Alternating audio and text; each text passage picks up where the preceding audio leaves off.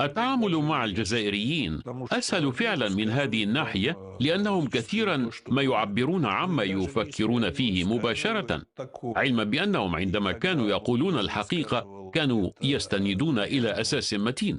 مثلا عندما كان بوميديان يتحدث لبريجنيف عن بعض المطالب، كان ينطلق من واقع أن العلاقات بين الدول إذا كانت ودية وحليفة عن حق فمن الممكن أن يكون الحديث بمنتهى الصراحة والشفافية. كان يرى أنه كان على الاتحاد السوفيتي أن يتصرف بهذا الشكل أيضا، لهذا كان يتحدث بدون لطف مفرط. حسنا، لا خلاف في ذلك أيضا، لأن موقفنا لم يكن دائما صحيحا في بعض المراحل، وخصوصا في عام 67. ومن الأمور الجيدة أيضا عندما يكون لدينا شركاء كالجزائريين يمكنهم أن يتحدثوا بصراحة ونزاهة. من جهة أخرى لم يحبذ الجزائريون أي غموض، وكذلك النكت الخشنة، وكان بإمكانهم أحيانا أن يعتبروا أي نكتة دليلا على عدم الاحترام.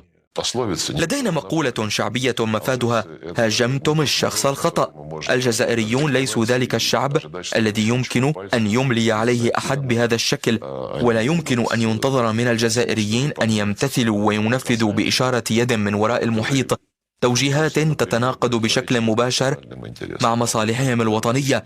الجزائر مثل غالبية البلدان دولة تحترم نفسها وتاريخها ومصالحها التي على أساسها ترسم سياساتها، وليس على أساس اتفاقات ما أبرمت خلف الكواليس مع الذين يبدو أنهم يعدون أمرا جيدا، ولكنهم في الحقيقة يحاولون تقويض المصالح المشروعة لمن يسمونهم بالشركاء.